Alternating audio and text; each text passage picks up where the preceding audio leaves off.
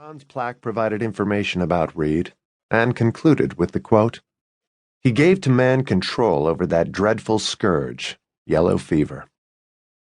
He thought about all the stupid media claim he'd gotten for being a hero, while here rested a man who just might be worthy of the word. Of all those who knew the name Reader today, how many remembered a doctor named Reed?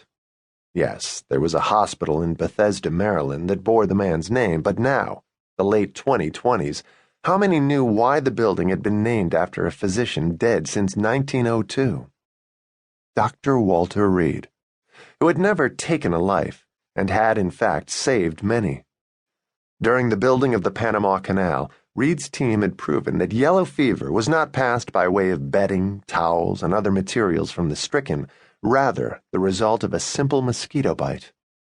From this rose the fields of epidemiology and biomedicine. That was heroic work, far outweighing catching a bullet or killing a couple of potential political assassins. Though he'd been up only a few hours, he found himself yawning. Ever since the night of that suburban shootout, he'd gotten only fitful sleep. Getting through the day was no problem, always something to do. A desk filled with work, staff meetings, client luncheons, even occasional interviews with the more trustworthy members of the media, since being a goddamn hero was keeping his business flush. But at home, darkness out the windows, with nothing to keep him company but TV and books and a beer or two, Reader found the nights endless. Today he'd change that. He would go home this afternoon instead of tonight. Maybe take some mild over-the-counter sleep aid. Get to bed early, snare that elusive good night's sleep. The kind of sleep where dreams don't come, and peaceful rest does.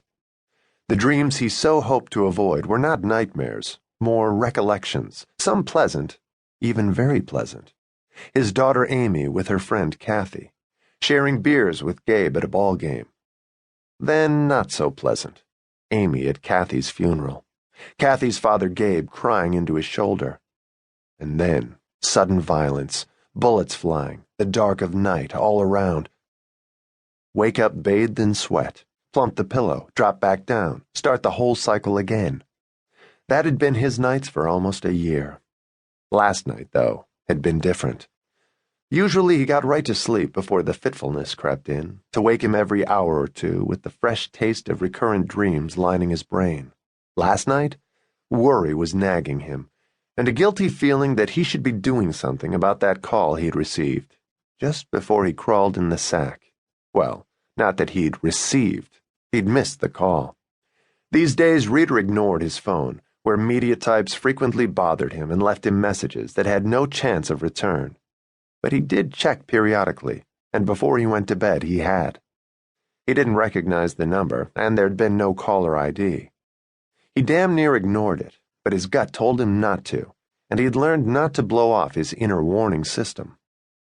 The call had been from an old friend, one he rarely saw, a fellow retired Secret Service agent who had a security outfit of his own now. Okay, really just a PI office with some 21st century trappings.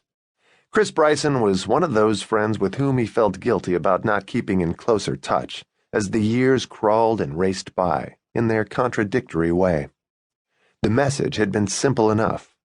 Call this number when you get this. Life and death, brother. Don't let me down. A lot of people used that phrase. To some, getting to FedEx on time could be a matter of life and death. Not to ex-agents like Bryson and himself. Reader had returned the call, but it went to voicemail. "Chris, get back to me," Reader told his cell. "I'm waiting, buddy. Just tell me what you need, where to come, no matter the time." He tried Bryson's other number, and it went right to voicemail, too, and he left a similar message. He didn't have Beth Bryson's number.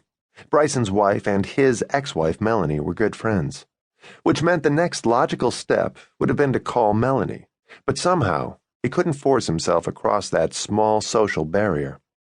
The call might be answered by the husband who'd replaced him, Donald Graham, and hearing the lobbyist's buttery voice always gave Reader a pain.